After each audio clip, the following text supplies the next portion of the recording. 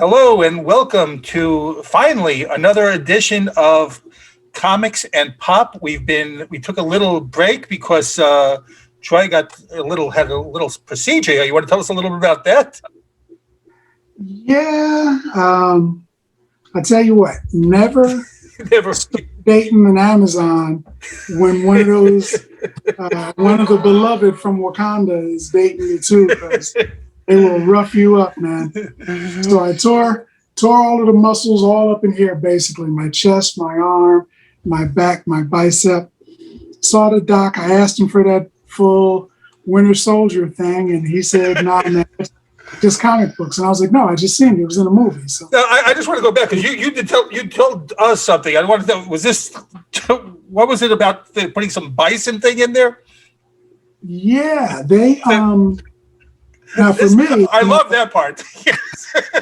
Troy is part bison now. just being some guy, I figured they would use, I don't know, string or whatever to sew, because the rotator cuff tore. So, and going around the arm, and most of the arm, it wasn't connected from the shoulder to the arm. And in some of the places, it was just splintered. So it was delicate for about 18 months. And they said they were going to, sew it together and use some patches. So I figured, string, yarn, or whatever, silk. But he's like, no, we use bison tissue. And I was like, bull? And he's like, yeah, we're going to stick that in your arm. So I was like, okay, well, I'm going to be a were-bison then, I guess. This is either the beginnings of a superhero origin story or a horror movie. It's one of those two things. Yeah, yeah, exactly.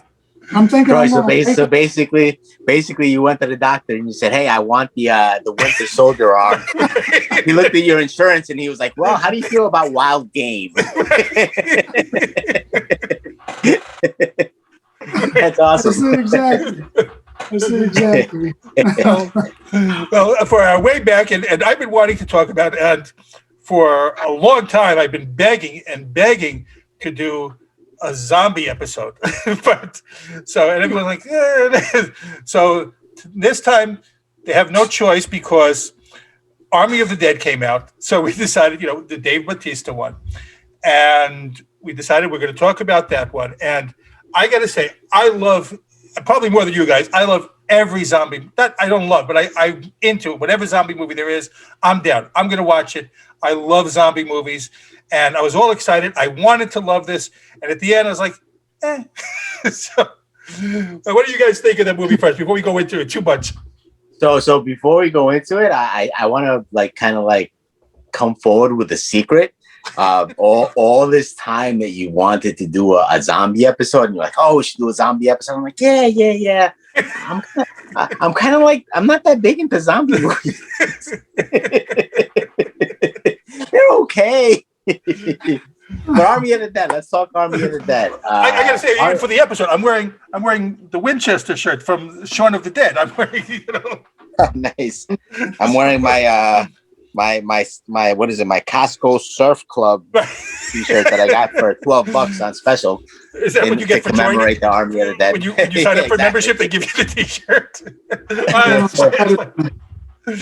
So I've been doing this thing lately because I'm old. That like any movie that lasts like longer than an hour and a half, I always end up watching it in two episodes. I can never pretty much sit through the whole movie because I end up falling asleep. I don't care how good the movie is. I end up falling asleep.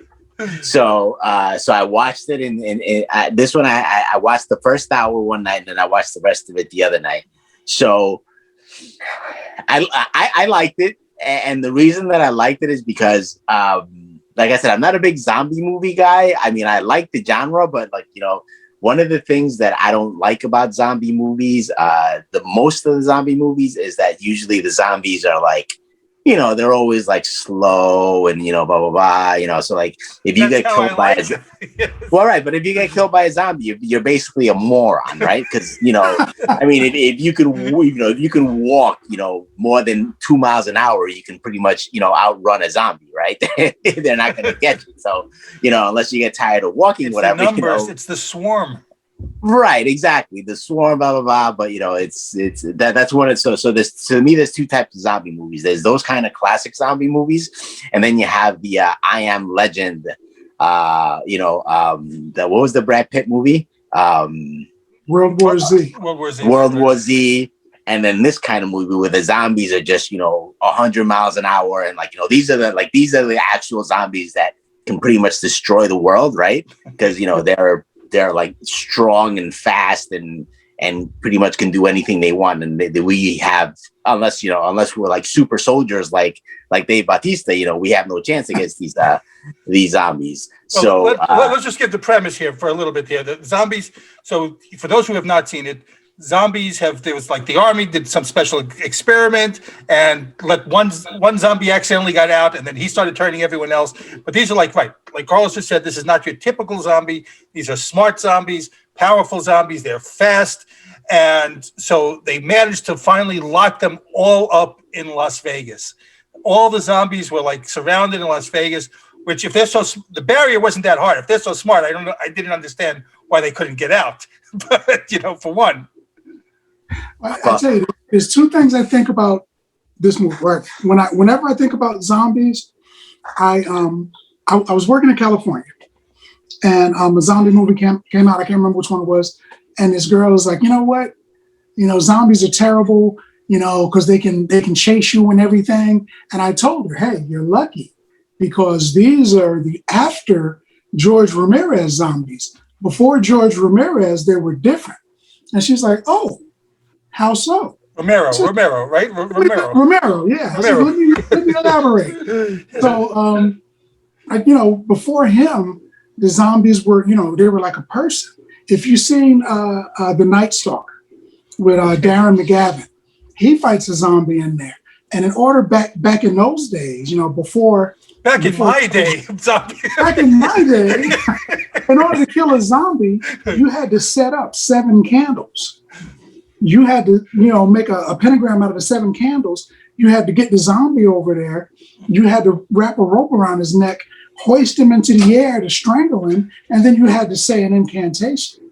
So Romero was like, hey, that's too much stuff, man. Just to kill one of them. He's like, you know what? Let's just say if you pierce the brain, that does it. So after that, they started to evolve into what we see today, like World War Z, where they're running and chasing, and you got to shoot them in the head and everything. And every time I'm watching one of those zombie movies, I'm thinking, boy, you guys, there's like 100 of them.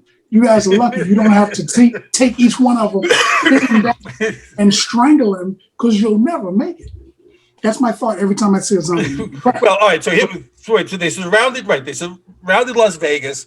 They trapped the zombies in. So the whole premise of the movie is, some rich guy hires Dave Bautista and his team to go in because he left a treasure in there. He left a lot of money in there. How many? I don't remember how many. 50 million was it? Or I don't remember how many million. 200 million, something like. And to go in and get the money out from all the zombies. So again, I so wanted to love this movie. I was so. Dave Bautista, zombies, and it was a new spin on zombies. So I was so into it, and there was just so many plot holes. I thought. Like one of them, just talking about it, these zombies are like so evolved, and what's to stop them from climbing over the barrier? I'll tell you what I heard, because I saw the interview with Snyder, and Snyder says that, all right, if at the very beginning of the movie, when they're originally leaving the camp, in the sky, when the two guys are talking about, you know what this is, right? It's Area 51, and they're talking about that. There's 2 lights in the sky floating in the air. And when they leave the gate, the lights shoot off to hint that they're being watched by aliens. Mm-hmm. So he hints in his interview that that the government got a hold of some alien tech. They tried to enhance some people. And this is what they evolve into. Because remember, Zeus, when he attacks those guys in the beginning, he's got a buzz cut. And later on, he's got long hair. So he's still kind of alive because his hair is still growing. And he produced a child. He made a kid. So some of those people, the aliens that are getting zapped, Snyder says if you watch, some of them are alien, some of them are zombies, and some of them probably are not. Because some of them, they get zapped and they're red blood, and then some of them ones, right. blue stuff, Yeah, bouncing out of them. So I'm thinking he hints a little bit. I'm thinking there's a lot going on, and maybe after they do the prequel cartoon, and then I think they're doing a TV series about doing it. a TV series I read. Yeah, Yeah, an animated when you do that, series, right? yeah, it's going to fill in some of the blanks because it seems, it seems like it wasn't enough stuff in the movie, but it was like he was pulling some of the stuff back so he could give it to us later. I hope that's what it is, or else this movie is terrible. I think you just hit the nail on the head. Is that there are too many promises and genres in this one movie, right? We see some of we're getting the promise of aliens, and it's not really aliens. I mean, you could think that maybe there are alien zombies in there too, but we're getting aliens, we're getting zombies, and we're also getting, they talk about the time loop. All of a sudden, there's like this time loop going on there. They're saying about that the team has been there before. They see themselves, basically. They see all the dead, soldiers that they see are them. They're wearing all the same clothes as them. And the guy even says, maybe it's stuck in a time loop. That's another genre. And that promise is not fulfilled in the movie. So we're getting all these different elements into one thing. And I think it distracts and takes away from the focus on just what should be a regular zombie movie. So personally, I think that a lot of those questions will be answered in about 5 years when they release the 5-hour Snyder secret cut, right? The Snyder cut, whatever. Well, this was like 2.5 hours already. Well, that's what I'm saying, right? So, I mean, I don't know. I guess I didn't really dissect it as deeply as you guys did. I took it pretty much more for what I thought it was a fun movie. I mean, it was a fun action movie. But definitely the whole plot hole that you mentioned in the beginning, this guy was and they had him in some kind of like metal, right, yeah. Unbreakable cage, and he gets out and he takes out a whole freaking squadron of freaking of army guys, like nothing, like totally, these guys are shooting at him. And they're totally shooting it right. In the end, David right? used to shoot it with one shot. That's what I'm saying. Exactly. He totally takes out a whole freaking squadron of guys and stuff, And then he's smart enough to know that he if you shoot him in the head, he's gonna die. So he puts on that the metal helmet. He's got the metal helmet that he keeps putting on over his face whenever he's going into battle, right? So he's smart enough to know this isn't a regular zombie. This is an evolved super soldier, smart zombie. So his goal is to have like a little harem or something in Las Vegas, So I think he's exactly. I think he's trying to take over the world. I think he's instead of like just rushing people and just biting everybody. I think he's got some kind of plan because remember the girl was like they brought people there, and he had 3 of them, and he let one dude go. No bite, no nothing. He just was like, get out of here. So I think he's looking for something in particular. Right, because that was weird. Because one of the things was when she was for them to be able to be there and not get attacked was they made a deal with him where they would bring him, they would have like a sacrificial lamb, which was the dude in the beginning, that she shot in the leg so he could be the sacrificial lamb. And then, they were allowed to like roam without being killed, basically, do what they were supposed to do. The only reason that they weren't they could have got there, gotten the money and left and chilled. But the only reason they didn't do that is because, the other character who was actually in The Walking Dead, the Fear the Walking Dead. The Walking Dead. Yeah, right. He had his own agenda where, his agenda was to get, one of the zombies so he can get their blood so they can use the blood to, that was worth a lot more money because obviously that's what they were experimenting on to create, some kind of a weapon, a human weapon or whatever. So that was more valuable than the actual money that was in the vault. They could use that, that was more valuable than the money that they were going in to steal. Right. So you had that whole side of it. So that was interesting, but I mean, like I said, they really, they really didn't explain that much. You know what I mean? That like he he was there. You know, we knew that he was there and he had his own agenda, but they didn't really give you like much of a backstory of, you know, of why, you know. So there was definitely a lot of plot holes. But I didn't really go that deep into that. I was more like, oh, this is a fun zombie movie. And just want to say about Garrett Dillahunt, I don't even know if you still watch Fear the Walking Dead or you have. I was pissed off when his character died in the show. I was pissed. I actually saw that. Yeah, that was pissed off. He was like one of my favorites. Him and Morgan, right? So yeah.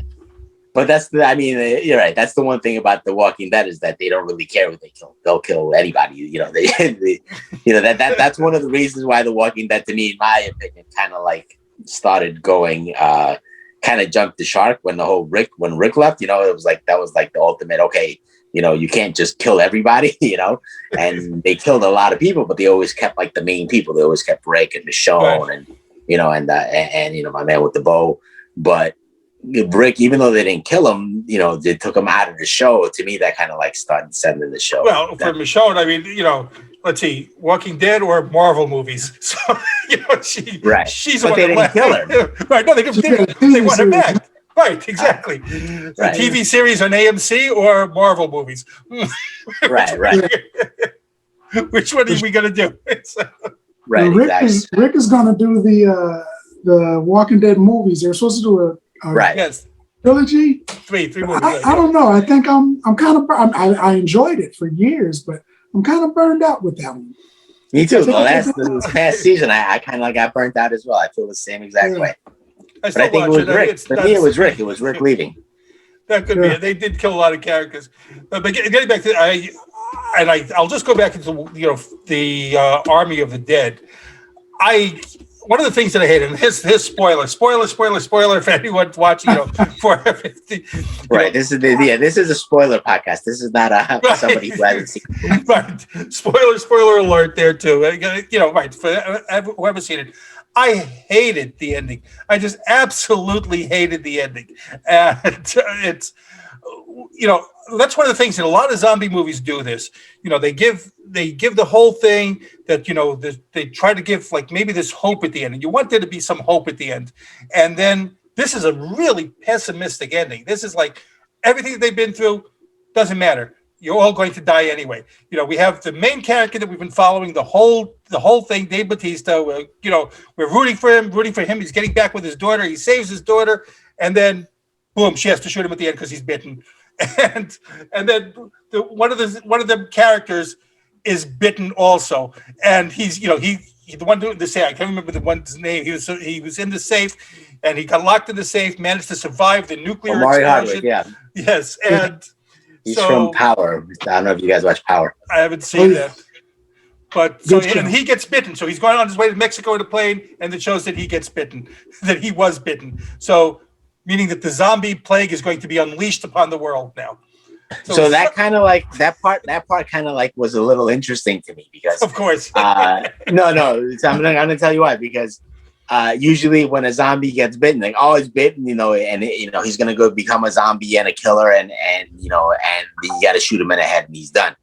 But it was kind of different for him when he was bitten. He still kind of like had his wits about him. He kind of saw, He was like, and when he saw that he was bitten, he was looking into the mirror. It kind of looked like he was going to be kind of like carry on the main character, the main zombie's role if they're going to make like a part 2. Do you know what I mean? But they also said that they don't know how long it takes. Right. Yeah. So, but I mean, what's his name? When Bautista's got bit, whatever he got bit, he died. 5 seconds later, this dude, whatever, he wasn't feeling well. He was for a while. He was on a plane. He got bit. He was like, oh man, I kind of got the feeling that he was going to be more of the, he was going to become the new alpha zombie kind of deal. You know what I mean? Because he's military as well, right? So he's a military guy, and he looked like he was a special ops kind of guy. So, maybe I don't know, man. I kind of, if they're gonna have a part 2, it's gonna be he'll be taking the lead role as the head zombie, whatever, I guess. You see, what I think is like with Zeus had he still had a type of intellect as a zombie, right? And then when Omari gets bit, he going to another show real quick, Santa Clarita Diet on Netflix. I've never If you seen got- that. I haven't seen that. Yeah. I've on heard that, it. Watched it either. Yeah. it's they're zombies. What's the girl name? Drew Barrymore. Drew Barrymore. But she has all of her faculties about her. So she's a zombie, but because she wants to eat somebody, and she's got that that I gotta kill you type mentality.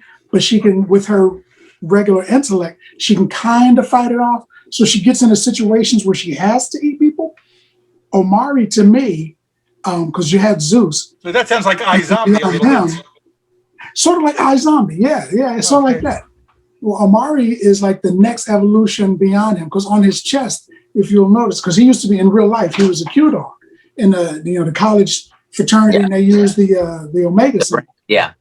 So he is the Omega now, because they told him, take your shirt off at the end, let them see the Omega, because you got the Zeus, who's the Alpha, Yeah. All right. and now you got him, he's the Omega. So he The gets next bit, stage.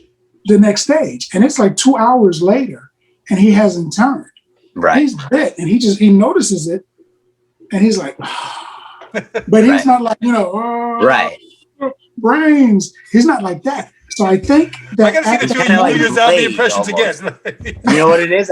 I think with Troy, I think he's gonna be kind of like Blade. He's gonna be like like Blade That is I a would like. vampire, but he's not a vampire, right? He's a vampire hunter, but he's also a vampire. he's going to be something like that. Yeah. Right? Exactly. That's kind of like. This is an alien thing, and this is like maybe aliens Mhm. trying to take over the Earth, or maybe this is humans getting a hold of alien stuff. Then you've got whatever experiment they did that clearly failed, because Zeus Right. got bit. And then Zeus moves on, and he doesn't conquer the world clearly. And then it evolves again, the virus or whatever, the alien, whatever, it evolves into Omari. And now it's even more evolved, because he's not, doing the zombie walk and everything. Right. And he speaks. And not only can he speak, but he's using currency. He's buying planes and stuff like that. But those two women that are on the plane with him in the pilot, they're probably going to get zapped. They're gonna, He's probably- Right. well, Right, right. I noticed that he was aware enough to start flirting with the two air hostesses. Yeah. So that was okay. But that's one of the things that did bother me. Just seeing this. Maybe you guys are right that maybe it'll be like the next evolution of it. But it did bother me, like knowing that no matter what happens, at the end we're still going to have the zombie plague. If they didn't do anything, they didn't succeed. And also, and I was reading, I don't know if you guys read this one, that we never saw him bitten in the movie. We never saw that. He was locked in the safe, and when he got out, all the zombies were already dead. So he wasn't bitten there. So again, they were some theorizing that what we're seeing wasn't necessarily what happened in this movie. It might have been another one from one of those time loops. So I don't know. So that really annoyed the hell out of me if that's what the case is. I don't know if either one of you fine gentlemen have actually been in a physical brouhaha before, but if somebody bites you during some type of physical altercation, you are aware. Right. You know it absolutely. So when he got bit, I'm thinking somebody took a chunk out of his arm and he didn't know until he looked under his shirt. I'm like, how'd that happen? Somebody bit you. I had a kid. A kid bit me one time. My nephew, he bit my arm. And I jumped out of the chair because he's a little kid. So I knew about it. So I'm thinking a big, grown, alpha Zeus zombie bit him like right by his arm. And you don't know it. And he didn't know it? I was like, Well, you know what? I think it also the adrenaline of being like, this guy was in a country. There was a million zombies around you shooting. You still know someone's biting you, though. No, no, but I've been in a few brouhahas, in college growing up, like we get into a fight in a bar and stuff. And are you talking about our pillow fights in the fraternity? Right, exactly. But then I've been in fights where after the fight is over, they're like, I look and I'm like, I have bruises, and I'm like, oh man, how did I get this? I don't remember it because I was so shot up on the adrenaline, fighting and stuff that unless somebody like punches you dead square in the mouth and you get knocked out, you're gonna get hit and you may not feel it because you're so into what's going on. So that maybe he was. You feel? I think you feel. I mean, look. I think we've all been in fights in our lives. I mean, you feel the punches though, still, don't you? I mean. If I'm fighting one-on-one, yeah, but if I'm in a room and there's a fight and there's punches going everywhere and I get hit 30 times by 10 different people, you know, I may not feel every single one, you know, because I'm so my adrenaline is going so But crazy Troy's that right. I'm like seeing red. A bite's different than a punch. Right. But I mean, like I said, I mean, they're wearing a lot. These guys are wearing a lot of. He was wearing a lot of stuff, you know. So I mean, whoever bit him, it went like it's not like he pulled up his skin and said, "Here, bite me right here," you know. When it bit him, you know, it could have been, you know, these guys again. Remember, he got picked up and thrown, you know, by when he was fighting Yappa, right? He got picked up and thrown across the room. You know, if somebody picks me up and throws me 20 feet across the room, my body's numb after that. You know, I'm not going to feel anything. You know, so it's you know, I understand. Listen, if I'm sitting here and like a dog comes and bites me, I'm gonna be ow, right? But if like a whole bunch of other stuff is happening and then I get bit, I might not feel that bite because of all the other stuff that's happening. You know, I mean, maybe you do feel it, but it's just, you know, you don't react to it because of everything else. Well, I was also thinking, like, you know, if a zombie's biting you like that, there was a big bite, and that bite that big, I think a chunk is coming out of your arm. You know, not just right. like but that's the thing. It wasn't like biting skin. He had like, you know, armor and gear on and stuff. So the bite was over that and maybe pierced it, and then he just got, you know, the impression of it and stuff, you know what I mean? So it wasn't like, you know, he was able to grab a chunk and rip it out because he had all the gear and stuff on. So we're really talking. This has become more of an anatomy thing. I thought it was one of Batista's best movies. I didn't know he was the star. I thought he was just in it because, you know, he himself says that he's an actor and not a movie star or an action star. He said that The Rock is an action star, and I'll agree with that. But he says he's an actual actor. This was the first time that I looked and said, okay, yeah, he can act. Because, you know, when he's Drax, he's screaming, he's telling jokes, and he's stabbing things. He's real stabby. So when he does that, you know, it's okay. And when he did The Man with the Iron Fist, you know, he was kind of. I never saw that either.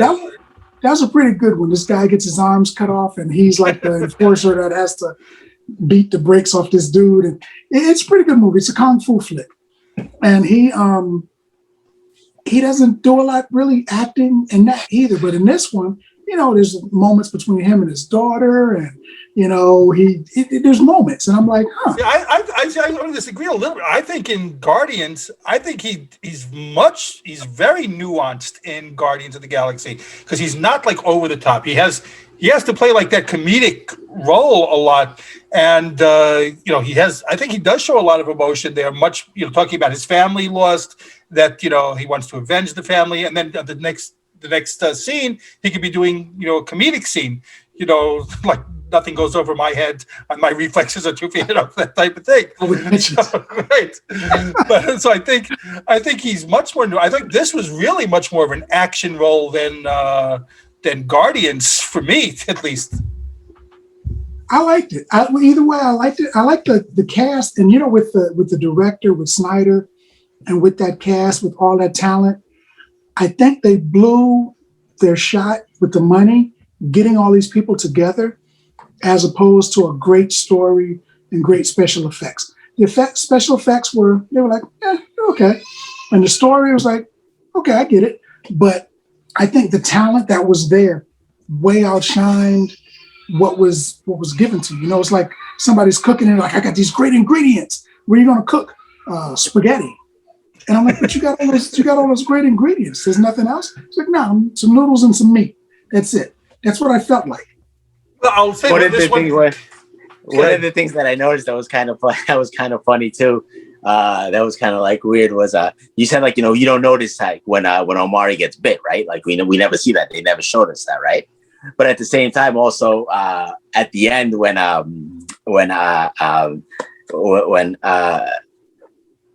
my man's character is dying, right, and he's talking to his daughter, right, And he's like, at the end, he's like, and he goes like this, and he just takes out like $100,000 and goes.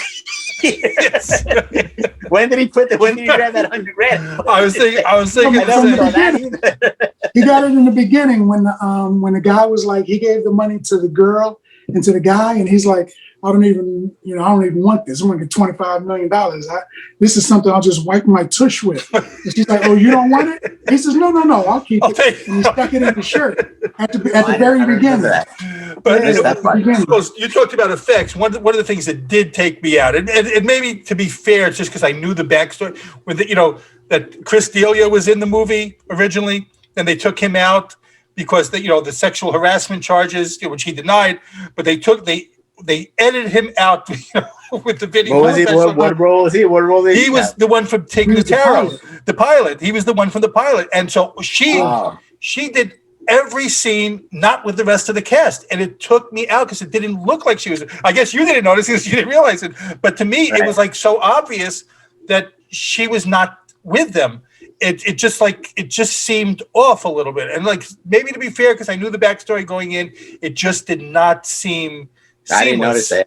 So that's it. They green screened her and then they dropped her in different scenes. Yeah. I didn't know that story, so I didn't even notice that. I didn't know why they took him out, but I knew he was gone. I thought maybe he just quit or something. No, he filmed the whole movie. He filmed the whole movie, and then he got accused of sexual harassment, and so they wiped this. They didn't want that hanging over. There's no more innocent until proven guilty nowadays. So they just wiped him out, and they put her in it, and it did throw me out a little bit. That's kind of stupid. I had no idea.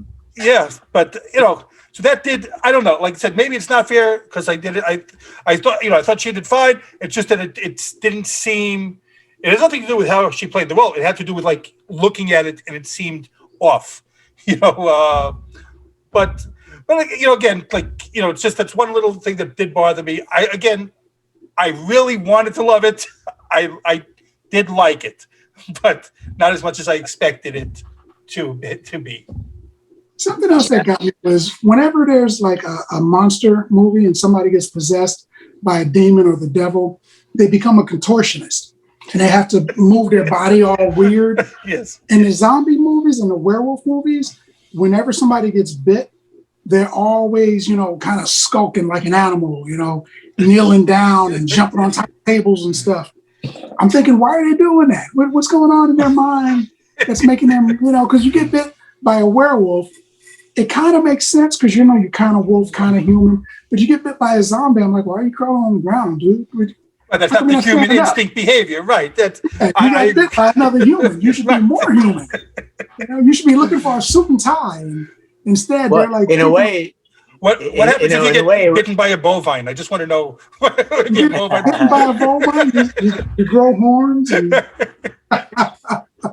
In a way, it was kind of good that that they made these zombies that way, that they were actual dangerous kind of zombies and stuff. That you had to shoot and kill. You can just basically just outwalk, because if it was just like zombies like from The Walking Dead, the three of us could have walked in and opened up that safe and walked out.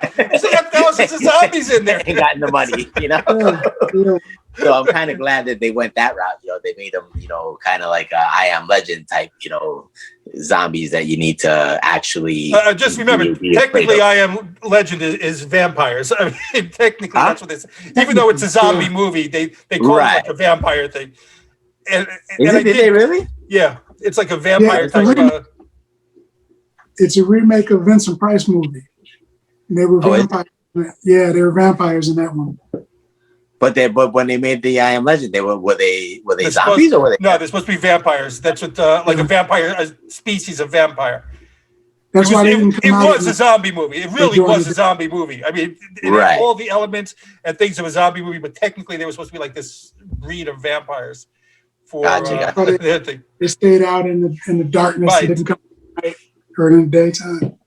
So one of the only zombie movies that I actually like is about vampires. Okay. I smell a vampire podcast in the future. So many good ones. And I did absolutely hate Zombie Baby. At the end, I hated Zombie Baby. So, See, that one was blue. That baby was blue. So I'm thinking that Alien. it's Alien. What I really didn't like was nobody really got the money. There was so much money there, and nobody got. I mean, Batista, the money he got in the beginning, like you said, he gave it to his daughter, but nobody else got any money. Sequel. Money. Gotta be Well, they blew up the joint, so I mean, they nuked the joint, so yeah, God, Yes. that money got burnt up. With it. all that money's gone. Well, anyway, our producer is telling me that we are close to out of time. We hope you enjoyed talking about our Army of the Dead. And guys, well, it's good to be back. It's good to finally start talking it after a couple of week hiatus. And Yes. Anyway, drop a comment in the, let us know what you thought. Let us know about what your thoughts of the Army of the Dead was, what you liked, what you didn't like. You agree or disagree with any of our things. And please, by all means, please subscribe. Thanks for listening.